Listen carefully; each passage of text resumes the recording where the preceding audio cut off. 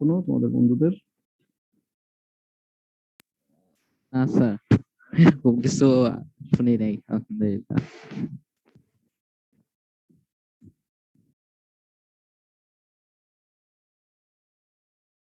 একটা হচ্ছে তোমাদের ক্লাস, আমি মে মাসে যখন লাস্ট ক্লাস নেই সেখানে ডিসরাপশন হয়েছিল, তাই তো? ঠিক ক্লাস নিতে পারিনি। হ্যাঁ, তোমাদের খেয়াল আছে?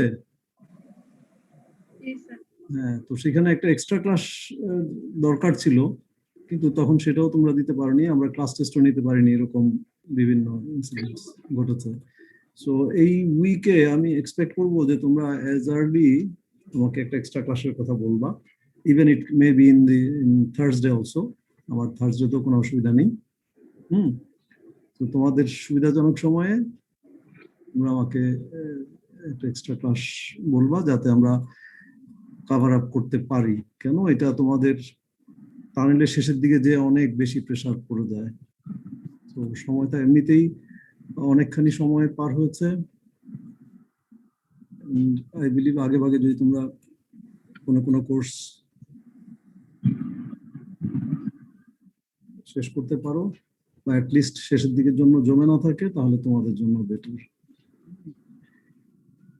ক্লাস টেস্টের ডক্টর আবুসের দিকে তো কোনো ক্লাস টেস্ট নেন নাই, তাই না?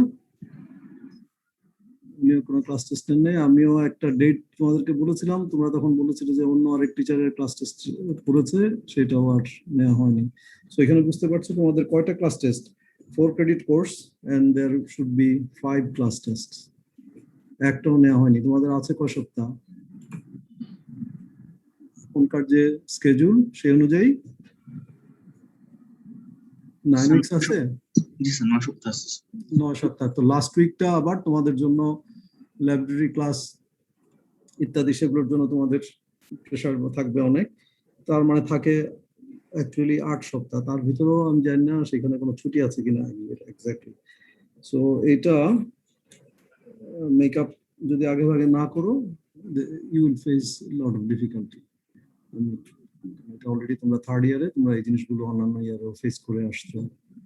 জাস্ট সে দ্যাট এই সপ্তাহে যেহেতু তোমাদের স্টুডেন্টদের থেকে রিকোয়েস্ট ছিল এই সপ্তাহে ক্লাস টেস্ট না নিতে, সো এই সপ্তাহের কথা বলছি না, বাট নেক্সট উইকে এই ক্লাস টেস্ট দেওয়া উচিত।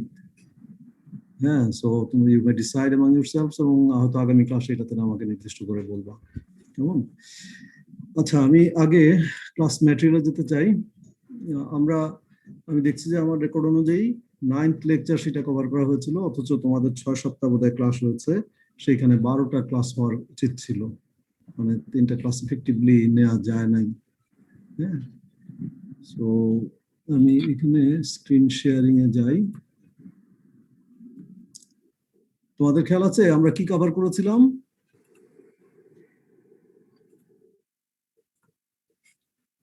জি স্যার। আমরা 9th লেকচার সেটা শেষ করেছিলাম পারমিয়াবিলিটির। Today I'm going to start new topics also. This is related to permeability. Screen দেখতে পাচ্ছ তোমরা? Yes sir. এখানে কি বলা হচ্ছে, যে টপিকস গুলো আমরা আজকে আলোচনা করব সেটা হচ্ছে principle of effective stress, seepage pressure and quick condition. Stress এটা তোমরা এসএমএ পড়ে এসছো, স্ট্রেংথ অফ ম্যাটেরিয়ালস এর সেকেন্ড ইয়ারে। Force divided by area, that is the stress. যে কোনো একটা প্লেন যদি আমরা কল্পনা করি কোনো একটা ম্যাটেরিয়ালের মধ্যে, ওই প্লেনের মধ্যে আবার নর্মাল এবং ইনপ্লেন ফোর্স, সেটাকে আমরা কম্পোনেন্টে ভাগ করতে পারি, যেটা তোমরা মেকানিক্সে শিখেছো। সো সেই কম্পোনেন্ট অনুযায়ী নর্মাল টু দ্য প্লেন যে component, that divided by the area of the plane, that gives us the normal stress, এবং ইনপ্লেন ফোর্স যেটা সেটা দেয় শিয়ার স্ট্রেস। এছাড়াও তোমরা আরো বিভিন্ন রকমের স্ট্রেস, টর্শনাল স্ট্রেস, হ্যাঁ, ইত্যাদি সম্পর্কে ধারণা পেয়েছো। সো এই ইফেক্টিভ স্ট্রেস টার্মটা, this is unique in soil. এটা তুমি অন্য কোনো ম্যাটেরিয়ালে দেখবা না। এটা কেবলমাত্র সয়েলের ক্ষেত্রে এই টার্মটা পাবা। আচ্ছা, এটা দিয়ে কি বোঝাচ্ছে? এখানে যেটা বলা হচ্ছে, pressure corresponding to the force transmitted from particle to particle through the points of contact in a soil mass is the effective stress. সব ম্যাটেরিয়ালি পার্টিকেল দিয়ে তৈরি। তুমি একটা আয়রন বার, তোমার কংক্রিট, সেগুলো পার্টিকেল দিয়ে তৈরি। তারপরেও সেগুলোকে আমরা ঠিক এরকম আলাদা পার্টিকুলেট ম্যাটেরিয়াল হিসেবে চিন্তা করি না। That's a solid material. কেমন তুমি যখন টেনসাইল ফোর্স বা কম্প্রেসিভ ফোর্স অ্যাপ্লাই করেছো তুমি একটা রডের মধ্যে, সেক্ষেত্রে এটা তুমি এরকম পার্টিকেল বিবেচনা করার কোনো প্রয়োজন নেই। বাট তোমাদের এখান থেকে সাউন্ড আসছে, আমার মনে হয় তোমরা মিউট করে রাখো সবাই। ইটস বেটার দ্যাট মিউট করে নাও।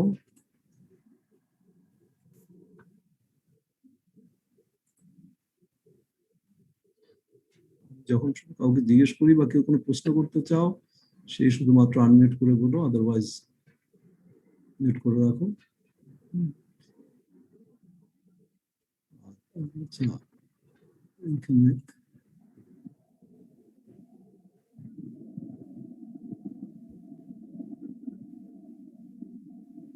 অপশনটা কোথায় আছে?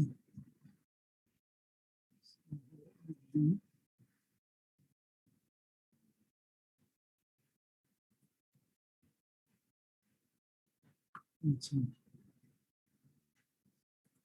ঠিক আছে, আমি মিউট করে দিলাম। আপাতত কেউ যখন কথা বলবা মিউট করে কথা বলে আবার মিউট করে দিলাম। যেটা বলছি ইফেক্টিভ স্ট্রেস, এটা আমরা যদি একটা সয়েল এলিমেন্টের দিকে তাকাই, a block of soil যেটা এখানে ছবির মধ্যে দেখানো আছে বাঁদিকে, if we look at it in an enlarged way, সে মাইক্রোস্কোপে অনেক বড় করে যদি তুমি দেখো, তাহলে কি দেখতে পাবা? যে পার্টিকেল গুলো, এরকম পার্টিকেল গুলো দেখতে পাওয়া যাবে, তার মাঝখানে ভয়েড স্পেস। হ্যাঁ, এবং ধরো এখানে এই সয়েল এলিমেন্ট, তার উপরে এখানে উপরে ওয়াটার রয়েছে, এটা তাহলে বাকি ভয়েড স্পেস গুলো কি হবে? সেখানে ওর ওয়াটার রয়েছে, স্যাচুরেটেড। এবং এখানে let's consider A point A, capital A, যেটা এখানে দেখতে পাচ্ছ ইন দি সয়েল মাস। এখন তাহলে what will be the stress at point A? সেটা আমরা নিশ্চয়ই এই ইউনিট ওয়েট থেকে পেতে পারি। ইউনিট ওয়েট মানে কি? আমি যদি 1 স্কোয়ার ফিট এরিয়া নেই, তার উপরে মানে 1 কিউবিক ফিট অথবা 1 কিউবিক মিটার অথবা 1 কিউবিক সেন্টিমিটার, তার রেসপেক্টে আমরা ইউনিট ওয়েট প্রকাশ করে থাকি, তাই তো? যেমন পাউন্ড পার কিউবিক ফিট অথবা kilo newton per metre cube, etcetera. So এখানে ইউনিট ওয়েট থেকে আমরা এই স্ট্রেসটা বের করতে পারি। অর্থাৎ এখানে যদি আমরা একটা 1 মিটার বাই 1 মিটার বা ইউনিট এরিয়া বিবেচনা করি, তার উপরের যে ম্যাটেরিয়ালের ওয়েট, সেটাই তার স্ট্রেস হবে। সেই বিবেচনায় এখানে এ পয়েন্টের স্ট্রেসটা হবে, এই যে সয়েলের যে হাইট, সেটা কি হবে এখানে এই ছবি অনুযায়ী H A minus H. Follow করতে পারছো কিনা? কেউ একজন যদি অসুবিধা হয় তাহলে আমাকে আনমিউট করে বলবা। H A, that is the height up to the top of the water level above A, আর এইচ হচ্ছে সয়েলের উপরে ওয়াটারের height. So H A minus H, সেটা হচ্ছে সয়েলের height, that H A minus H into gamma saturated, সয়েলের saturated unit weight, এটা হচ্ছে এইটুকু কলামের ওয়েট, প্লাস ওয়াটারের ওয়েট হবে H gamma W. So that gives the total stress at point A, considering unit weight of these materials. Now we can consider this stress consists of two parts. এটাকে আমরা দুটো component বলবো না, এটা আমরা ফোর্সের কম্পোনেন্ট বের করি, স্ট্রেসের কম্পোনেন্ট বের করি না। তবে আমরা বলতে পারি যে যেহেতু ফোর্সের কম্পোনেন্ট থেকে আসে স্ট্রেসটা, যে এখানে দুটো অংশ রয়েছে, দুই ধরনের ফোর্স থেকে এটা এই স্ট্রেসটা, টোটাল স্ট্রেসটা হচ্ছে। তার একটা পার্ট, এ পোর্শন, সেই পোর্শনটা that is carried by water. এখানে যে ইউনিট এরিয়া বা ইউনিট স্ট্রেস, তার একটা পোর্শনকে আমরা বলছি we may consider that a portion is carried by water, that is occupied in the void space. এবং ডেফিনেটলি এটা সব ডিরেকশনে একই হবে। আর the other part is carried by the soil particles, particle to particle contact, and force টা তো transmit হতে গেলে particle contact লাগবে, কন্ট্যাক্ট ছাড়া তো ফোর্সটা ট্রান্সমিট করতে পারবে না। এখন এখানে যদি আমরা একটা প্লেন বিবেচনা করি, এই যে স্মল এ এ এরকম একটা কার্ভড প্লেন বিবেচনা করি, that's not a plane surface actually, এরকম একটা কার্ভড প্লেন, তাহলে সেই প্লেনের উপরে এই প্লেনটা কিভাবে পাস করছে, সব কন্টাক্ট পয়েন্ট দিয়ে, কতগুলো কন্টাক্ট পয়েন্ট দিয়ে পাস করছে। আমরা এখানে কোনো সয়েল পার্টিকেলকে কাটি নাই, হ্যাঁ। তো এবং এই প্রতিটা কন্টাক্টে যদি force P1 P2 P3 Pn হয়, খেয়াল করে দেখো এই P1 P2 P3 P4 গুলি সবগুলি ভার্টিক্যাল হবে না, এখানে কোনোটা ইনক্লাইন্ড, হ্যাঁ, অন্য কোনো অ্যাঙ্গেলে। সো কিন্তু আমি যদি এগুলোর সবগুলোর ভার্টিক্যাল কম্পোনেন্ট নেই, যেটাকে এখানে P1V P2V বলা হয়েছে, এবং তাহলে রেজাল্টেন্ট ভার্টিক্যাল ফোর্স কি হবে, এগুলোর সামেশন, এবং that divided by the cross sectional area, এই টোটাল ক্রস সেকশনাল এরিয়া, এটা যদি এ বার হয়, তাহলে সেটা দিয়ে ভাগ করলে সেই স্ট্রেসটা কোথা থেকে আসছে, সেই স্ট্রেসটা আসছে পার্টিকেল টু পার্টিকেল কন্টাক্ট যে ফোর্স, সেই ফোর্স থেকে, এবং ডেফিনেশন অনুযায়ী সেটা হচ্ছে আমাদের ইফেক্টিভ স্ট্রেস। আর অন্য অংশ যেটা ক্যারিড বাই ওয়াটার, এই স্ট্রেস কম্পোনেন্টটা ওয়াটারের মাধ্যমে ট্রান্সমিট হচ্ছে, সেই অংশটির ক্ষেত্রে কি হবে, সেই অংশটা তাহলে এইখানে যে total area A bar, that minus সলিডের কন্ট্যাক্ট এরিয়া যদি স্মল এ এস হয়, তাহলে A bar minus small S, that is the area occupied by water ওই প্লেনে। এবং সেখানে তাহলে স্ট্রেস কত হবে, সেখানে স্ট্রেস হবে u into A bar minus s, এটা হচ্ছে এরিয়া, ইন্টু এটা হচ্ছে pressure, or pressure, hydrostatic pressure, divided by this total area. কারণ খেয়াল করে দেখো, আমরা যখন স্ট্রেস বের করছি তখন কোন এরিয়ার উপরে স্ট্রেস বের করছি, ক্যাপিটাল এ বার এরিয়ার উপরে স্ট্রেস বের করছি, এবং total force divided by this area, সেটাই হবে আমাদের স্ট্রেস। এখন এই দুটো কম্পোনেন্ট যোগ করে আমার টোটাল স্ট্রেস হওয়ার কথা, sigma dash and this part carried by the water, সেটা যোগ করলে দাঁড়াচ্ছে কি, এইখানে total stress, that is the sigma. এই দুটো যোগ করে এখানে small s divided by A bar, এটাকে আমরা এস প্রাইম বলছি। তারপর দেখো এই এসটা কি জিনিস, that is the area occupied by the solid to solid contact. এইটা সাধারণভাবে খুবই কম, এবং এই রেশিওটা ভেরি স্মল, একের চেয়ে অনেক কম। So usually it is neglected. তাহলে কি দাঁড়ায়, তাহলে দাঁড়ায় sigma equal to total sigma equal to sigma dash plus U. এটা যদি নিয়ার জিরো হয় তাহলে sigma dash plus U, where U is the hydrostatic stress. Hydrostatic মানে তোমরা জানো পানির যে কোনো বিন্দুতে যে চাপ, সেটা গভীরতার উপর নির্ভরশীল, এবং that is actually directly related to the depth of that point, and u equal to h gamma w। তো এখানে h কোনটা হবে, এই পয়েন্টের স্ট্রেস, সো সেটা হবে টোটাল হাইট, যেটা আমার এখানে h এ, সো h এ gamma w, that is the total stress.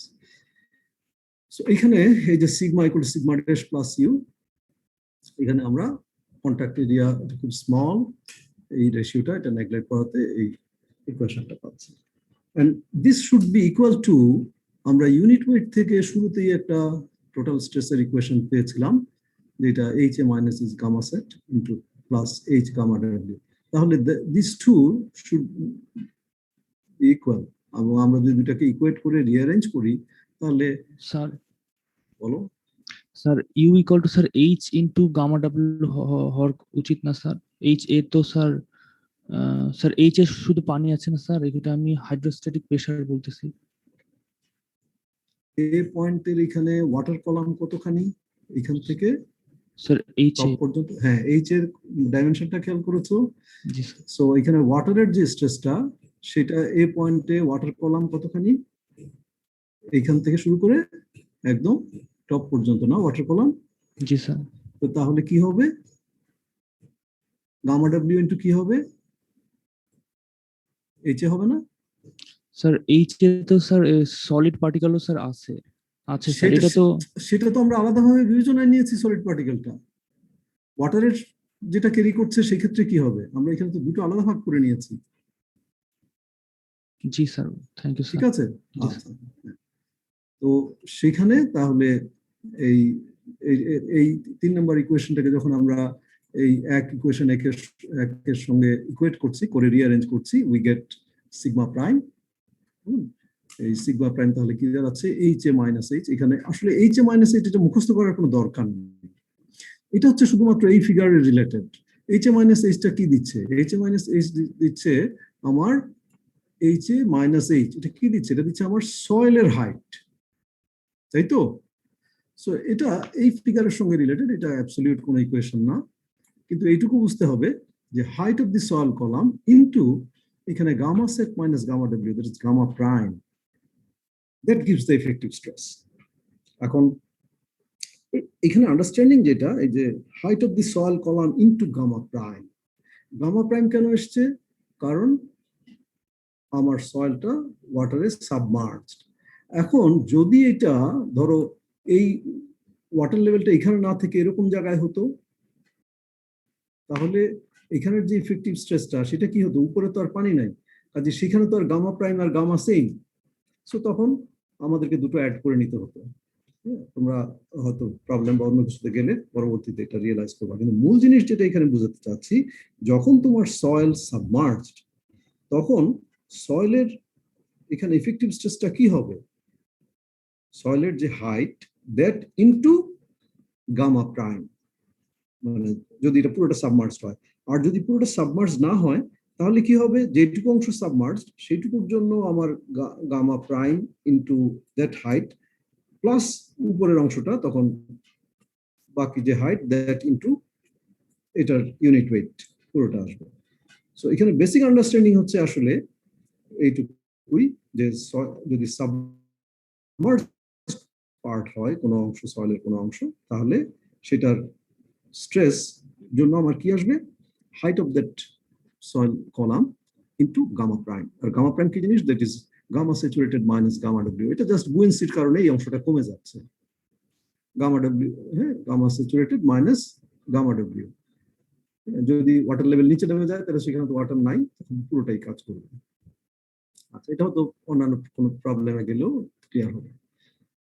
So এটা ইফেক্টিভ স্ট্রেস আমরা দেখতে পাচ্ছি যে, তাহলে কি কি ধারণা হচ্ছে আমাদের, পানির লেভেল যদি সয়েলের মধ্যে উপরে আসে, স্ট্রেস কোন একটা পয়েন্টে স্ট্রেস বেড়ে যাচ্ছে না কমে যাচ্ছে, কি মনে হচ্ছে? স্ট্রেস এখানে এই যে এইচ এ তো টোটাল হাইট ছিল, এই যদি বাড়ে তাহলে স্ট্রেস কি হচ্ছে, ইফেক্টিভ স্ট্রেস কমে যাচ্ছে। হ্যাঁ, এই আন্ডারস্ট্যান্ডিংটা এই জায়গায় ইম্পর্টেন্ট। কেমন? Next let's see seepage and seepage pressure. আমরা পারমিবিলিটির ক্ষেত্রে বলেছি যে সয়েলের এই যে ভয়েড, তার মধ্য দিয়ে ওয়াটার ফ্লো করছে, and this flow of water is seepage, whereas permeability is the property for which seepage can occur. আমরা কোএফিশিয়েন্ট অফ পারমিবিলিটি সেই জন্য বের করেছি, যেটা ডার্সিস ল থেকে, v is proportional to ki. So these are general terms, seepage na flow through the soil. And as you understand, why flow occurs?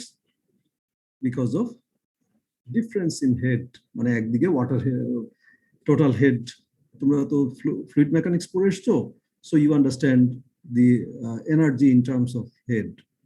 সেখানে তোমরা, তাই না, ফ্লুইড মেকানিক্স পড়ে এসছো না সেকেন্ড ইয়ারে, সেখানে তোমরা velocity head, elevation head, pressure head, and এগুলোর কম্বিনেশনে টোটাল হেড হয়, এটা তোমরা বুঝেছো।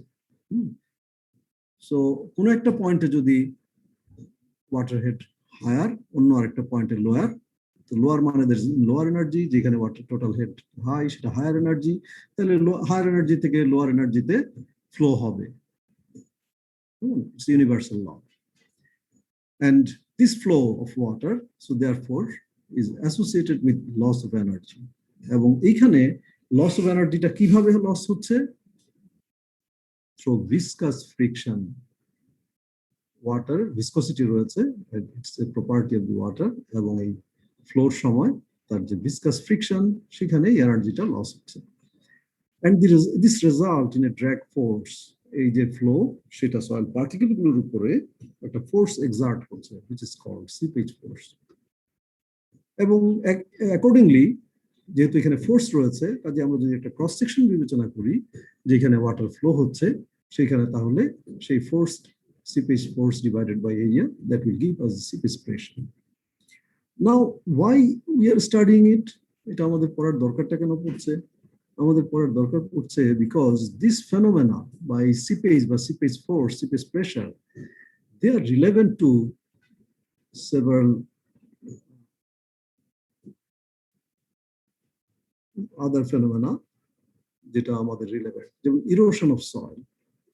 এর কারণে সয়েলের ইরোশন ঘটছে, স্লোপের ইনস্টেবিলিটি ঘটতে পারে, হাইড্রোলিক স্ট্রাকচার, স্লোপ বলতে তুমি একটা এমব্যাঙ্কমেন্ট বানিয়েছো, রোড এমব্যাঙ্কমেন্ট অথবা rail embankment or flood protection embankment, তো তার স্লোপের ফেলিয়ার ঘটে, অথবা তুমি কোথাও মাটি কেটেছো বা কাটার প্রয়োজন টেম্পোরারি হলেও, যেমন বেসমেন্ট তৈরির ক্ষেত্রে, তো সেখানে আমরা স্লোপ করে বা ভার্টিক্যালি কাটি, তো সেরকম স্লোপের ইনস্টেবিলিটি হতে পারে।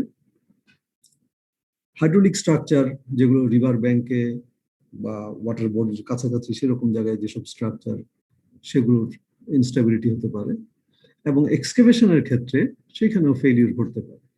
সো এটা, এবং এই ফেলিউর গুলো এগুলো কি জন্য? সিপেজ ফোর্সের জন্য, সিপেজ প্রেশারের জন্য। That's why we need to determine or study the seepage force and pressure. কারণ তুমি যখন ডিজাইন করবে অনেক স্ট্রাকচার, সেখানে সিপেজ ফোর্স কত সেটা তোমাকে বের করতে হবে, সেফটি এনশিওর করতে হবে। তো সেটাতে যাওয়ার আগে আমরা আরো কিছু বেসিক ইনফরমেশন, বেসিক আইডিয়া নেব। যেমন স্ট্রেস, আমরা এর আগে যে স্ট্রেসটা দেখেছিলাম এখানে শুরুতেই, এখানে কোনো ফ্লোর কথা আমরা বলেছি? কোনো ফ্লোর কথা বলিনি। This is no flow condition, এখানে কোনো ফ্লোর কথা বলিনি, জাস্ট একটা সয়েল কলাম, সেটা সাবমার্জড, এখানে কোনো ফ্লো ছিল না। হোয়াট উইল হ্যাপেন, মানে এই কন্ডিশনে যেটা ছিল সেইটা যদি আমরা সিমুলেট করি ল্যাবরেটরিতে, সেই কন্ডিশনটা যে নো ফ্লো কন্ডিশন আমরা ল্যাবরেটরিতে এইভাবে সিমুলেট করতে পারি। সে এটা একটা টিউবের নিচে একটা ভালভ লাগানো রয়েছে এবং এখানে একটা সয়েল স্যাম্পল আছে, তার উপরে ওয়াটার হেড আছে। তুমি যদি এইখানে এই তিনটা লেভেলে তিনটা পিজিওমিটার পাইপ অ্যাটাচ করো, যেহেতু এখানে কোনো ফ্লো নাই, এই ভালভটা ক্লোজড, কোনো ফ্লো তাহলে নাই, কিন্তু এই সয়েলটা সাবমার্জ। তুমি যদি এখানে তিনটা এই পিজিওমিটার অ্যাটাচ করো, তাহলে এখানে কি হবে? এখানে আমরা ওয়াটারের লেভেল কি দেখতে পাবো? এটা অবভিয়াস যে এই টিউবের মধ্যে এখানে ওয়াটার লেভেল যা, আমরা এই পাইপগুলোতেও একই ওয়াটার লেভেল দেখতে পাবো, নো ফ্লো কন্ডিশন। এবং এখানে কোনো একটা পয়েন্ট সি, এখানে যেমন অ্যাট পয়েন্ট সি, সেখানে আমাদের টোটাল স্ট্রেস কি হবে? সেটা হবে, দেখো এখানের ফিগার অনুযায়ী, H1 ইন্টু এইখানে যে ওয়াটারের হাইট এইটুকু, প্লাস এইখানে এটা ডেপথ, এই সি পয়েন্টের ডেপথ হচ্ছে এ থেকে z, small z, so that is z into gamma saturated, এই ম্যাটেরিয়ালটা এটার saturated unit weight gamma, so H1 gamma ডাব্লিউ প্লাস এটা। এবং এটাকে আমরা আলটিমেটলি ওই এর আগে যে কনসেপ্টটা এখানে পেয়েছিলাম লাস্টে, দেখো এখানে যে concept height of soil column into gamma prime, সেই কনসেপ্টে এখানে একইভাবে আমরা সেটা পেতে পারি যে কোনটা effective stress at point C কি সেটা। এখানে যেহেতু সি পয়েন্টার সয়েলের সারফেস থেকে জেড ডেপথ নিচে, so z into gamma prime, gamma prime মানে হচ্ছে ইফেক্টিভ ইউনিট ওয়েট বলি আমরা এটাকে, that is gamma saturated minus unit weight of water gamma ডাব্লিউ। কেমন? এটা হচ্ছে নো ফ্লো কন্ডিশনে।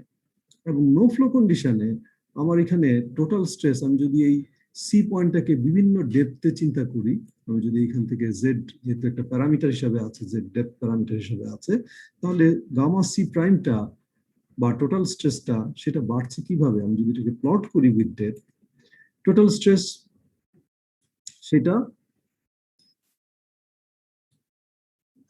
H1 ডেপথ পর্যন্ত, শুরু থেকে H1 ডেপথ, কোথায় শুরু, এইখানে একদম টপ সারফেস থেকে H ডেপথ পর্যন্ত, এটা কি হবে, এই H1 গামা ডব্লিউ, এখানে এই পয়েন্টে এসে H1 গামা ডব্লিউ, কিন্তু এইখান থেকে এটা কি লিনিয়ারলি বাড়তে থাকবে উইথ ডেপথ। সো এটা একটা স্লোপে বাড়বে, এবং H1 থেকে Z পর্যন্ত সেখানে এই প্রেসারের সঙ্গে আরো কি হবে, যোগ হবে, এটা টোটাল স্ট্রেস আঁকছি। সো H1 গামা ডব্লিউ এর সঙ্গে যোগ হবে Z গামা স্যাচুরেটেড। হ্যাঁ, এখানে একটা স্লোপটা চেঞ্জ হয়ে যাবে, এখন স্লোপটা হবে গামা স্যাচুরেটেড। সো এটা হবে আমার টোটাল স্ট্রেস ডায়াগ্রাম। আমি যদি ডেপথ অনুযায়ী প্রেসার, বিভিন্ন পয়েন্টে প্রেসার আঁকতে চাই, এটা আমার, এটাকে আমরা বলি, এটা হবে টোটাল স্ট্রেস ডায়াগ্রাম। স্যার আমার একটা প্রশ্ন ছিল স্যার। বলো, কে বলছো তুমি, নাম বলো, দেন প্রশ্ন বলো। স্যার 175 স্যার, এখানে হচ্ছে 0 থেকে H1 যখন, তখন স্লোপটা একরকম ছিল। H1 থেকে H1 প্লাস Z যেটা, সের ক্ষেত্রে কি স্লোপটা ডিফারেন্ট না? H1 থেকে H1 প্লাস Z পর্যন্ত তো স্লোপটা ডিফারেন্ট, তাই তো বলেছি আমি। জি স্যার, আচ্ছা এটাই এখান স্যার। থেকে এটা তো চোখেও দেখা যাচ্ছে, এবং আমিও তাই বলেছি জি যে স্যার, এইখান থেকে এখানে স্লোপটা কি হবে, গামা স্যাচুরেটেড হবে, আর এখানে জি ছিল স্যার। গামা ডব্লিউ, কেমন জি স্যার, গামা ডাব্লিউ আর গামা স্যাচুরেশনের জন্য আসলে পার্থক্যটা রয়েছে। পার্থক্য হবে, কেমন। সো এটা অ্যাজ লং অ্যাজ এটা ম্যাটেরিয়ালের ইউনিট ওয়েট সেম থাকবে, এটাই এই স্লোপে চলতে থাকার কথা, কেমন। আচ্ছা, তো এটা যে কোনো ডেপথে আমরা বের করতে পারছি। এটা হচ্ছে total stress. What about the poor pressure? এই টোটাল স্ট্রেসের একটা কম্পোনেন্ট পোর প্রেসার, এবং সেটা শুধুমাত্র ওয়াটারের ইউনিট ওয়েটের উপর নির্ভর করবে, এবং ডেপথ। সো এইচ গামা ডব্লিউ এটা কিন্তু এরকম তাহলে লিনিয়ারলি বাড়বে। তুমি যদি, তোমরা তো y ইকুয়াল টু mx একটা ইকুয়েশন, তোমরা যে ম্যাথমেটিক্স শিখেছো, সেই ম্যাথমেটিক্স তো আসলে ম্যাথমেটিক্স হিসাবে শুধু পড়ার জন্য নয়। এইখানে তুমি তোমার ইঞ্জিনিয়ারিং যেসব ইয়েতে এই ইকুয়েশন গুলো পাও, সেখানে তুমি সেটা বুঝতে পারার কথা। তোমার উপরের যে ইকুয়েশনটা দেখো টোটাল স্ট্রেসের, এই জেড গামা স্যাচুরেটেড, জেড তো শুরুই হয় নাই, কোথা থেকে, জেড তো এ পয়েন্টে আসার আগ পর্যন্ত তো এই অংশটা থাকবেই না, থাকবে কি? না স্যার, থাকবে না। থাকবে না। তো তাহলে তোমার ইকুয়েশনটা কি আছে? ইকুয়েশনটা y ইকুয়াল টু mx আছে। হ্যাঁ, সো এখানে সিগমা সি তুমি প্লট করেছো, হ্যাঁ, এখানে y আর x এর ওরিয়েন্টেশন চেঞ্জ হয়েছে, এটা তুমি সিগমাকে ভার্টিক্যাল এক্সিসে প্লট না করে হরিজন্টালি করেছো, এটাকে ভার্টিক্যাল করেছো, জাস্ট ঘুরিয়ে চিন্তা করো এক্সিস কে, ইটস সেম, কেমন। So this is the equation, এখানে প্লট করা হলো। আর যখন এখানে আসছে, তখন এই অংশটা কনস্ট্যান্ট হয়ে গেছে, y equal to mx plus c, তখন ভেরিয়েবল কে z, আর এই অংশটা কনস্ট্যান্ট হয়ে গেছে, y equal to mx plus c। So এটা y equal to mx plus c এর ইকুয়েশন। ওকে, সো আর যখন আমরা পোর প্রেসারের কথা শুধু বলছি, তখন আমার উইথ ডেপথ ইকুয়েশনটা কি? Pore pressure u equal to gamma w into depth, y equal to mx। So 0 দিয়ে পাস করবে এই ইকুয়েশনটা, স্ট্রেট লাইন, কেমন। যত ডেপথে যাব ওয়াটার প্রেসার সেম। আর ইফেক্টিভ স্ট্রেস কি হচ্ছে এখানে? গামা স্যাচুরেটেড মাইনাস গামা ডব্লিউ, এবং জেড শুরু হচ্ছে কোথা থেকে? যেখানে সয়েল, সেখানে টপ, সেখান থেকে, তার উপরে তো কোনো সয়েল নাই, এখানে তো ইফেক্টিভ স্ট্রেসের কথা আসেই না।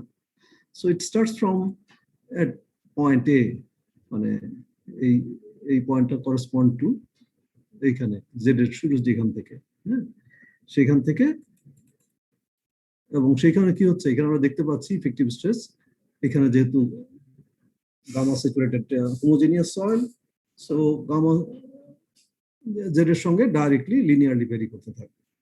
সো শুধুমাত্র ইকুয়েশন মুখস্থ করবা না, এই যে কনসেপ্টটা আমি তোমাকে বোঝানোর চেষ্টা করলাম, এই ইকুয়েশনটা সিম্পল ইকুয়েশন, হয় y ইকুয়াল টু mx বা y equal to mx plus c, কোনটা m কোনটা x, হ্যাঁ, কেন কোনটা c, এবং এই ভেরিয়েশনটা, এটা তুমি রিয়েলাইজ করলেই হবে। এবং এখানে আসলে মুখস্থ করলে তুমি আগাতে পারবে না, আর তুমি যদি মুখস্থ না করে বোঝার চেষ্টা করো, your life will be easier. আচ্ছা, তো এখানে কোনো প্রশ্ন, যে নো ফ্লো কন্ডিশনে যেটা বললাম? আচ্ছা, তোমরা প্রশ্ন অলরেডি করেছো। What happens if there is flow? আমরা যে সিপেজ কথাটা বলছি, ফ্লোর কারণে আমরা বলেছি যে বিভিন্ন রকম সিচুয়েশন অ্যারাইজ করে, ইরোশন বা ইত্যাদি ঘটবে, ইনস্টেবিলিটি ঘটবে। তো যদি আমার ফ্লো থাকে, তাহলে সেটা কিরকম? ফ্লো এখন ভালভটা যদি আমি এখানে ওপেন করে দেই এবং তাহলে নিচের থেকে এদিকে হায়ার এলিভেশনে হয়তো আরেকটা ওয়াটার পট আছে, ওপেন করে দিলে তাহলে ফ্লো কি হবে, নিচের থেকে উপর দিকে আপওয়ার্ড সিপেজ, মানে এখানে যে জিনিসটা সিমুলেট করা হয়েছে সেটা হচ্ছে আপওয়ার্ড সিপেজ। ধরো তোমার ওভারহেড ট্যাঙ্ক উপরে, তাহলে এখানে তো এটা উপর দিকে ফ্লো করবে।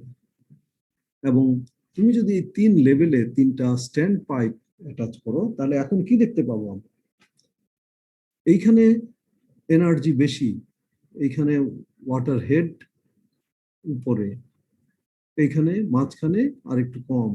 যত উপর দিকে আসছি তত ওয়াটার হেড এই জায়গায় এসে সেম, এখানে ওয়াটার লেভেল যা একই লেভেলে ইন্ডিকেট করবে। মাঝখানে এই দুটোর মাঝামাঝি, কারণ এই পয়েন্টে energy is higher, total energy. যতই এটা সয়েলের ভিতর দিয়ে পাস করছে উপর দিকে, সেখানে আমরা বলেছি যে ভিসকাস ফ্রিকশনে এনার্জি লস হয়েছে, কাজে সেই এনার্জি লস হলে এখানে ওয়াটার হেড কমবে। এখন সে এ আর বি পয়েন্ট, এ পয়েন্ট হচ্ছে সয়েলের উপরে, বি পয়েন্ট হচ্ছে সয়েল কলামের নিচে, সি হচ্ছে ইন্টারমিডিয়েট পয়েন্ট এট ডেপথ জেড। তো এই যদি আমরা এখানে হেড ডিফারেন্স ধরি, এই দুটো পয়েন্টের এ আর সি পয়েন্ট, তার এ পয়েন্টের হেড হচ্ছে এটা, সি পয়েন্টের হেড হচ্ছে এটা, এই দুটোর হেড ডিফারেন্স স্মল এইচ। এবং এটা যদি আমরা এই হেডের যে ডিফারেন্সটা, এটা যদি ধরি যে এ বি থেকে এতে লিনিয়ার ভেরিয়েশন হবে প্রেসারের, তাহলে নিশ্চয়ই এরকম একটা ইকুয়েশন তুমি চিন্তা করতে পারো at any depth Z, where H2 কি জিনিস, H2 হচ্ছে এখানে সয়েলের হাইট, কেমন, মানে H2 তে, H2 ডেপথে হেড ডিফারেন্স হচ্ছে স্মল এইচ। সো জাস্ট ঐকিক নিয়মে চিন্তা করো, জেড ডেপথে কত হবে, সেটা হচ্ছে small h by H2 into z. And আমরা যদি আগের মতো বিভিন্ন পয়েন্টের স্ট্রেস, বিশেষ করে সি পয়েন্টে, আমরা সি পয়েন্টের স্ট্রেস দেখেছিলাম, সি পয়েন্টের স্ট্রেস যদি এখন চিন্তা করি, সি পয়েন্টের টোটাল স্ট্রেস সেটা কি হবে, সেটা হবে আগের মতোই টোটাল স্ট্রেসটা, দেখো H1 ইন্টু গামা ডাব্লিউ, এখানে এই ওয়াটারের unit weight, plus Z into gamma saturated. আর এই পয়েন্টের, সি পয়েন্টের এখন পোর প্রেশার কত হবে, সি পয়েন্টের পোর প্রেশার হবে এইখানে H1 প্লাস এটা জেড প্লাস এখানে হেড ডিফারেন্স যেটা, তার প্রপোর্শন যেটা, সেটাও আসবে, that is the total head. কারণ এখানে দেখো এখানে হেডটা কত, এই সি পয়েন্টের হেডটা কত, সি পয়েন্টের হেডটা এখানে এটা লিনিয়ার ভেরিয়েশন ধরে এই ডিস্টেন্সটা, এই হেডটা হচ্ছে H by H2 into Z. তাহলে এখানে ওয়াটারের যে পোর প্রেশার সেটা হবে H1 প্লাস জেড, জাস্ট এই পয়েন্ট থেকে এই পয়েন্টের যে হাইট, এই হাইটটা এখান থেকে দেখো জেড প্লাস H1 প্লাস এই টার্মটা small h by H2 into z. So that total height into gamma W, এটা total water total height into gamma W. That gives the pore pressure at this point. এখন effective যদি আমি পেতে চাই, তাহলে total stress থেকে pore pressure minus করব, minus করলে কি দাঁড়াচ্ছে, মাইনাস করলে এখন এখানে দাঁড়াচ্ছে জেড গামা প্রাইম মাইনাস এখানে H by H2 Z gamma W, এখানে আমরা small h by H2, H2 হচ্ছে আমার সয়েল কলামের হাইট, এটাকে বলা হচ্ছে I, hydraulic gradient. Hydraulic gradient দেখো, এটা যদি কম্পেয়ার করো তুমি আগের সঙ্গে, এখানে ছিল যখন নো ফ্লো কন্ডিশন ছিল, তখন সিতে যে স্ট্রেস ছিল সেটা শুধুমাত্র ছিল জেড গামা প্রাইম। আর এখন আপওয়ার্ড সিপেজের জন্য, কারণ তখন কি ছিল, এখানে সবগুলো একই লেভেলেই ছিল, মানে ওয়াটার হেড, কিন্তু যখন আপওয়ার্ড সিপেজ হলো তখন ওয়াটার হেড বিভিন্ন পয়েন্টের বিভিন্ন রকম, এবং সে কারণে এখানে যে পোর প্রেশার সেটা বেশি এই পয়েন্টে আগের চেয়ে, এবং এখানে দেখা যাচ্ছে একটা কম্পোনেন্ট মাইনাস হচ্ছে, অর্থাৎ আগে জেড গামা প্রাইম যেটা ছিল তার চেয়ে আরো কমে গিয়েছে আপওয়ার্ড সিপেজের কারণে।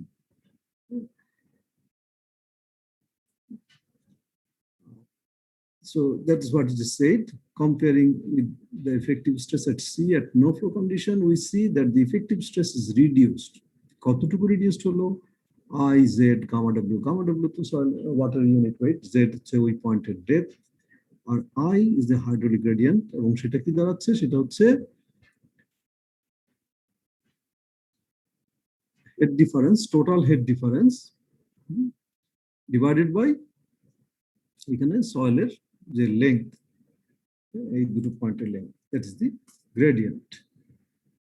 একই রকম ভাবে আমরা যদি এগুলোকে আমরা এখন গ্রাফিক্যালি প্লট করতে চাই, তাহলে আগেরটা যদি উপলব্ধি করতে পেরে থাকো এখনো পারবে। টোটাল স্ট্রেস যদি তুমি প্লট করতে চাও, টোটাল স্ট্রেস সিগমা, সেইটা মানে কোন ইকুয়েশনটাকে প্লট করা?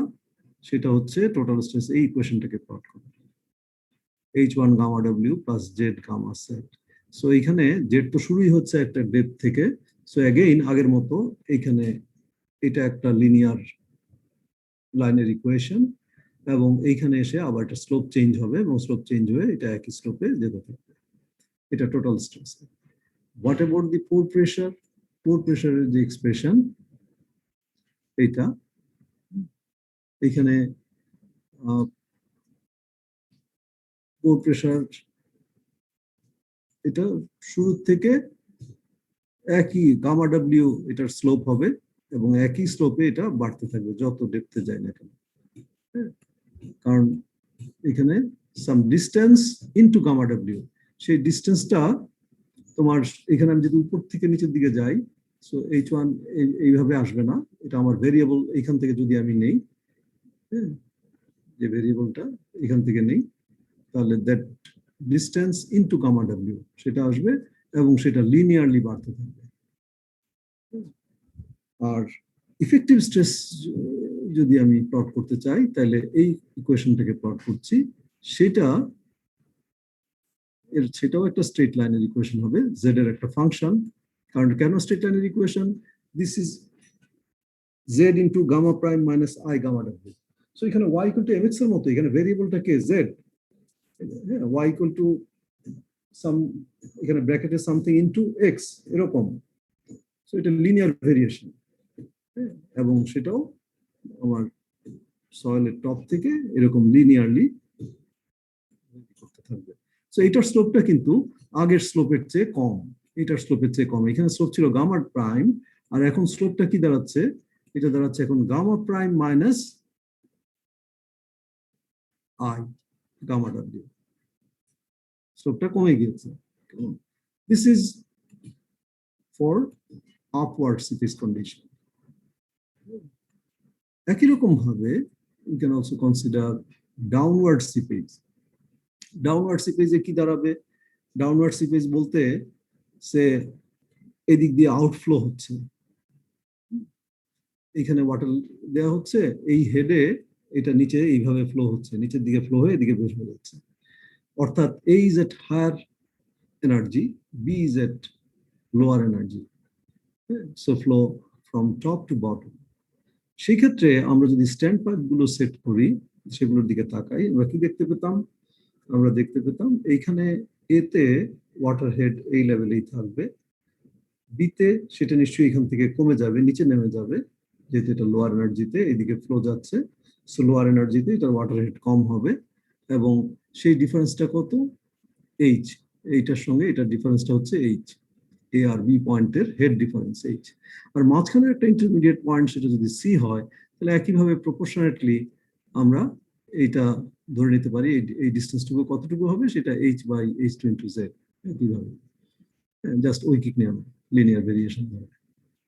এবং একই লজিকে আমরা এখানে দেখতে পাই সি পয়েন্টের যে স্ট্রেস, এখন সেটা দেখো টোটাল স্ট্রেস আগের মতোই H1 গামা ডাব্লিউ, এটা ইউনিট ওয়েট থেকে, plus Z into gamma saturated. আর pore pressure at point C, এখন pore pressure at point C, এখানে যেহেতু ওয়াটার হেড কমে গিয়েছে, কাজে সেটা মাইনাস হবে, সেটা হচ্ছে H by H two into Z, সেটা হচ্ছে এখানে আই জেড, এটা আই ইন্টু জেড, এটা মাইনাস হবে। টোটাল হেড তো এখন কমে গিয়েছে, H1 প্লাস জেড নাই, H1 থেকে এইটুকু ডিস্টেন্স কমে গিয়েছে, এই ডিস্টেন্সটা কমে গিয়েছে, এই যে এখানে যেটা, সো সেটা মাইনাস হলো, and that gives an expression for the pore pressure at C, you see. তাহলে ইফেক্টিভ স্ট্রেস এট সি, তাহলে সেটা কি দাঁড়াচ্ছে, আমার টোটাল স্ট্রেস মাইনাস পোর প্রেশার। এবং এখন দেখতে পাচ্ছি আমরা যে এখানে এই টার্মটা এটা এডিটিভ, এই ডাউনওয়ার্ড ফ্লো কন্ডিশনে তাহলে দেখা যাচ্ছে সি পয়েন্টের স্ট্রেস, সি পয়েন্টের স্ট্রেসটা কি হলো, বেড়ে গিয়েছে, যেটা আপওয়ার্ড ফ্লো কন্ডিশনে সি পয়েন্টের স্ট্রেসটা কমে গিয়েছিল, ডাউনওয়ার্ড ফ্লো কন্ডিশনে সি পয়েন্টের স্ট্রেসটা বেড়ে গিয়েছে। এবং এটা আমাদের ইনটুইশন কি বলে, আমি যদি নিচের দিকে কোনো একটা জিনিসকে পুল করতে থাকি নিচের দিকে, তাহলে নিশ্চয়ই সেটা আরো কন্ট্যাক্ট, সেখানে পার্টিকেল গুলোর কন্ট্যাক্ট বাড়বে, সেখানে ইফেক্টিভ স্ট্রেস বাড়বে। আর যখন আমি এটাকে জাস্ট বুয়েন্সির মতো উপরের দিকে এটাকে পুশ করব, সেরকম কোনো ফোর্স বা প্রেসার যদি কাজ করে, তাহলে কি হবে, আমার সেটাকে আরো হালকা মনে হবে, সো স্ট্রেসটা কমবে। So that's what it is. কিন্তু আমরা এক্স্যাক্টলি ম্যাগনিটিউড গুলো পেয়ে যাচ্ছি তাহলে এখানে কতটা। তো এখন এই যে সিচুয়েশন, আপওয়ার্ড সিপেজে আমরা দেখতে পাচ্ছি ইফেক্টিভ স্ট্রেস কমে যাচ্ছে, এন্ড এট সাম টাইম যখন আই এখানে ভেরি করতে পারে কে, খেয়াল করে দেখো, আপওয়ার্ড সিপেজ কন্ডিশনে যদি আমি যাই, এটা আপওয়ার্ড সিপেজ, হ্যাঁ, এখানে দেখো তুমি পার্টিকুলার ডেপথ জেডি চিন্তা করছো, তুমি গামা প্রাইম সয়েলের ইউনিট ইফেক্টিভ ইউনিট ওয়েট সেটারও কোনো পরিবর্তন হচ্ছে না, অ্যাজ লং অ্যাজ এর ডেন্সিটি বা ম্যাটেরিয়ালের কোনো পরিবর্তন হয়। এখানে তাহলে পরিবর্তন হওয়ার মতো প্যারামিটার কোনটা, ওয়াটার ইউনিট ওয়েট সেটাও পরিবর্তন হবে না, জেড আমি এই ডেপথই বিবেচনা করছি, so Z is constant, I পরিবর্তন হতে পারে, I is the head difference, কারণ আমার যদি এদিকে যে ইনফ্লো, এইদিকে যদি আমার ওয়াটার হেড অনেক বেশি হয়, এনার্জি এদিক থেকে যদি বেশি এনার্জি হয়, যেমন তুমি বাসায় দেখতে পাও 3তলা বিল্ডিং এর ছাদে পানির ট্যাঙ্ক রাখলে আর 10তলা বিল্ডিং এর ছাদে পানির ট্যাঙ্ক রাখলে নিচের ট্যাঙ্ক থেকে ফ্লো হলে নিচের তলায় কি ভেলোসিটি একরকম হবে? নিশ্চয়ই না। না স্যার। কাজে বুঝতেই পারছো যে এখানে তোমার যদি ওয়াটার হেড বেশি হয়, হ্যাঁ, অর্থাৎ এই হাইড্রোলিক গ্রেডিয়েন্ট বেশি হয়, তাহলে নিশ্চয়ই এই অংশটা কমতেই থাকবে। কেমন, সেটা কমছে কার জন্য, আই এর জন্য, অন্যগুলো যদি তুমি ফিক্সড রাখো তাহলেও, হ্যাঁ। তো সে কারণে এমন একটা সিচুয়েশন অ্যারাইজ করতে পারে যে তোমার এই অংশটা গামা প্রাইম জেড এর সমান হয়ে গেল, that is for a given soil and depth I can vary only, while all other terms remain same. And if I increases to a level that there is no effective stress, or এই দুটো সমান হলে sigma prime becomes equal to 0, এরকম যদি situation হয়, then we say that the soil is in a weak condition, এটা চোরাবালির মতো দেখতে মনে হচ্ছে, সলিড মাস, কিন্তু সেটা আসলে তার কোনো স্ট্রেংথ নাই, এটাকে কুইক স্যান্ড বা কুইক কন্ডিশন বলে। কেমন, তোমরা তো সি বিচে বিভিন্ন জায়গায়, যেমন কক্সবাজারে বিভিন্ন জায়গায় শুনেছো বা যে থাকলে নিশ্চয়ই এখানে সতর্ক করেছে যে এখানে চোরাবালি আছে। কেমন, এন্ড আন্ডার কুইক কন্ডিশন তাহলে কি হচ্ছে, কুইক কন্ডিশনে আমার ইফেক্টিভ স্ট্রেস 0, এবং ইফেক্টিভ স্ট্রেস যদি 0 হয়, সেই সয়েলের আর কোনো শিয়ার স্ট্রেংথ থাকে না, soil completely loses its shear strength. And shear strength loss করলে কোনো কিছু সেখানে রাখলে আর সেটা থাকবে না, ইভেন একটা মানুষ আর দাঁড়ালে সেটা পড়ে যাবে। যেমন পানির শিয়ার স্ট্রেংথ নাই, ওয়াটার এবং ফ্লুইডের শিয়ার স্ট্রেংথ নাই, গ্যাসের শিয়ার স্ট্রেংথ নাই, সেটা কি কোনো ভার বহন করতে পারে? পারে না। পারে কি? শিয়ার স্ট্রেংথ না থাকলে তুমি, হ্যাঁ, শিয়ার, সো এই জিনিসগুলো তুমি এসএমএস করেছো বটে, এই জিনিসগুলো রিয়েলাইজ করবা। সয়েলের ক্ষেত্রে এই যে আমরা তাতে বিভিন্ন লোড চাপাচ্ছি, বিল্ডিং ফাউন্ডেশন চাপাচ্ছি, এমব্যাঙ্কমেন্ট লোড চাপাচ্ছি, রোডের জন্য ফাউন্ডেশন করছি, সে যে লোড, বাড়তি লোড নিতে পারছে কি জন্য? তার শিয়ার স্ট্রেংথের জন্য। যদি এই শিয়ার স্ট্রেংথটা 0 হয়ে যায়, যেটা এখানে বলছি, তাহলে কিন্তু সে আর কোনো লোড নিতে পারে, তার সব বসে পড়বে। যেমন তুমি পানির মধ্যে, হ্যাঁ, তুমি জাহাজের মতো জিনিস ভাসালে সেটা ভাসবে, কিন্তু একটা ব্লক অফ মানে হার্ড ম্যাটেরিয়াল রাখলে সেটা কি হবে? ডুবে যাবে। আচ্ছা, এই যে শিয়ার স্ট্রেংথ না থাকলে যে তোমার effective stress zero, when effective stress zero, তখন যে কোনো শিয়ার স্ট্রেন্থ থাকে না, এটা তুমি নিজে এসএম এর নলেজ থেকে দেখতে পারো। তোমরা এসএম এ নিশ্চয়ই খেয়াল আছে তোমাদের, এরকম একটা ব্লকের একটা এখানে একটা প্লেন দিয়ে কাট করে তার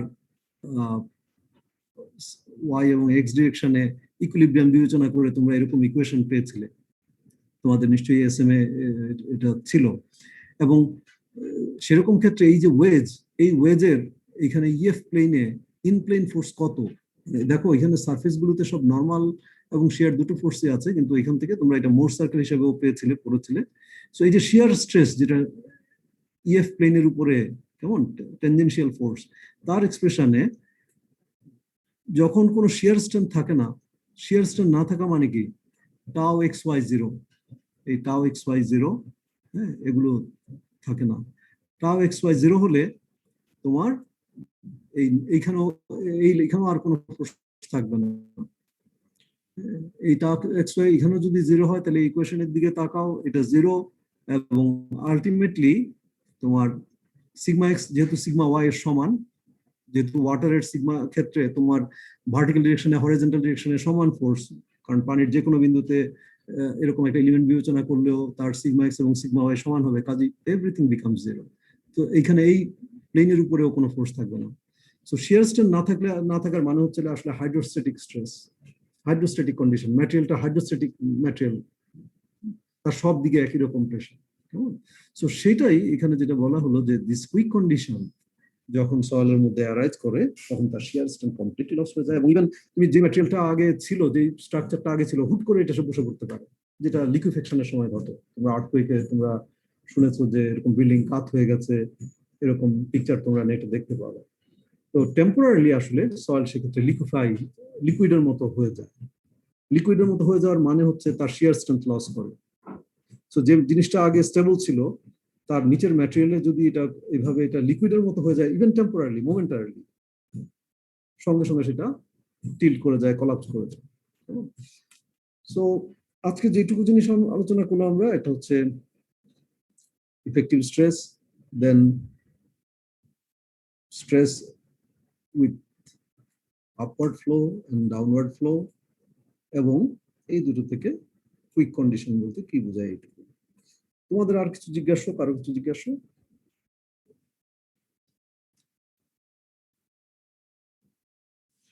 তোমাদের কারো কিছু জিজ্ঞেস করার নাই? রোল 89 শুনতে পাচ্ছ?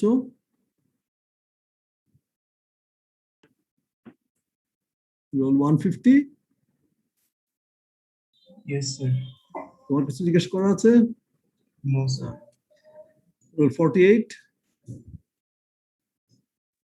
শুনতে পাচ্ছ? Yes, sir. বুঝতে কোনো অসুবিধা হয়েছে? No, হ্যাঁ। sir. আচ্ছা, স্যার বলো স্যার আমার একটা কোয়েশ্চেন ছিল। বলো, কে বলছো? স্যার আমি 76। 76, আচ্ছা। স্যার কুইক কন্ডিশন এখানে বলা যে খালি আপওয়ার্ড সিপেজের জন্য মানে হবে কুইক কন্ডিশনটা, তো চোরাবালিতে কি ওই তখন কি আপওয়ার্ড সিপেজ হয়? কিন্তু কারণ সমুদ্রে তো অথবা নিয়ার সি বিচ তো ডাউনওয়ার্ড সিপেজ হওয়ার না কথা। না না, আসলে ওইটা চোরাবালির কথা যেটা বলেছি, ওখানে আমি তোমাদেরকে বলেছি ওখানে শিয়ার স্ট্রেস নাই, কেমন, কিন্তু ওখানে আসলে সিপেজের জন্য নয়। ওকে, দেয়ার ইজ এ ডিফারেন্স, যে ওটা তো পানির নিচেই সাবমার্জড এবং সেখানে কোনো ফ্লো নাই, কেমন, সো সেটা ডাইরেক্টলি সিপেজের জন্য নয়। কিন্তু আমি ওটার রেফারেন্স কেন দিয়েছি এখানে, বোঝানোর জন্য। কেন দিয়েছি, বোঝানোর জন্য কোনটা বোঝানোর জন্য? সিচুয়েশনটা কিরকম সেটা। হ্যাঁ সেটা, বোঝানোর মানে ওই যে সেটার যে শিয়ার স্ট্রেংথ নাই, একই রকম সিচুয়েশন, সেটা বোঝানোর জন্য। ওকে স্যার, বুঝতে ঠিক আছে, পেরেছি। ওকে, জি স্যার। আচ্ছা। কারণ এইটা কখন ঘটে, তোমরা এই যে বয়লিং যেটা বলছি কুইক কন্ডিশন, সেটা তুমি দেখবা অনেক ক্ষেত্রে, অনেক জায়গায় দেখবা যে নিচের দিক থেকে বুদবুদ করে পানি বের হচ্ছে, তার সঙ্গে বালি বা কাদা দেখা যাচ্ছে সেটাও বের হয়ে আসছে। এটা অনেক জায়গায় এরকম দেখবা যে একদিকে হয়তো ওয়াটার হেড বেশি, অন্যদিকে ওয়াটার হেড কম, হ্যাঁ, যেমন বাঁধের এক পাশে পানি, অন্যদিকে পানি নাই, সেইখান দিয়ে অনেক সময় দেখা যায় এরকম যে আহ, অল্প অল্প করে পানি বের হচ্ছে, তার সঙ্গে বালি এবং অন্যান্য জিনিসও বের হয়ে আসছে, সয়েলের পার্টিকেল বের হয়ে আসছে। হ্যাঁ, সো কুইকেন্ড কন্ডিশনে সেখানে সেটা। ঠিক আছে, তোমাদের আর কারো প্রশ্ন না থাকলে তাহলে এখানে শেষ করি। তোমাদের ক্লাস আছে, তোমাদের সেশনাল ক্লাস আছে নাকি? নো স্যার, আজকে নেই। আর কোনো ক্লাস নেই? আচ্ছা ঠিক আছে, তো আগামীকালের ক্লাস তো ডক্টর আবু সিদ্দিক নেবেন। হ্যাঁ, আবার সোমবারের ক্লাস নেবো। আর তোমরা আমাকে তাহলে এর ভিতরে ডিসাইড করবা, সিআররা অ্যাটলিস্ট ডিসাইড করে রাখবা, আমাকে জানাবা ক্লাস টেস্টের আমরা কি তাহলে এই টপিক শেষ করে তার ক্লাস টেস্ট নেবো। কিন্তু দেখো আমি চিন্তা করছি একটা অ্যাসাইনমেন্ট দিব তোমাদেরকে, আর দুটো ক্লাস টেস্ট নিব। সো টাইমটা এখন সেট করলে ভালো হয় তোমাদের জন্য। ডক্টর আবু সিদ্দিক হয়তো একটা অ্যাসাইনমেন্ট এবং একটা ক্লাস টেস্ট নেবেন। আর তোমরা তোমাদেরকে কিছুটা চিন্তা তোমাদেরকে করতেই হবে, কারণ তোমাদের সহপাঠী যারা ছিল এক সময় কলেজে, তারা কিন্তু প্রাইভেট ইউনিভার্সিটি গুলোতে তারা এগিয়ে যাচ্ছে, তোমরা অনেক পিছিয়ে পড়ছো।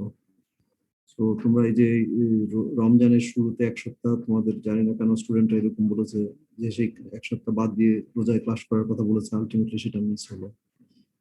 সো এই লসটা কিন্তু এখন হয়তো রিয়েলাইজ করবা না, কিন্তু পরবর্তীতে সারা জীবন এটার জন্য তোমাদেরকে এটা পোহাতে হবে। তো অনেকদিন অনেকভাবেই ছুটে গেছে, অবশ্যই কোভিড এইসব সিচুয়েশন থাকবে, কিন্তু এর মধ্যে আমাদেরকে আমাদের জীবনও টেনে নিতে হবে। কারণ অন্যরা তো বসে নেই। তুমি বুয়েটে ভর্তি হচ্ছ, যারা প্রাইভেট ইউনিভার্সিটিতে পড়ছে বুয়েটে ভর্তি হতে পারেনি, ওরা তো তোমার চেয়ে এগিয়ে যাচ্ছে। তোমাদের সহযোগিতা এই জায়গায় অবশ্যই অবশ্যই দরকার। ঠিক আছে, সবাই ভালো থাকো, শেষ করছি এখানে। ওকে, থ্যাংক ইউ। আচ্ছা। আসসালামু আলাইকুম।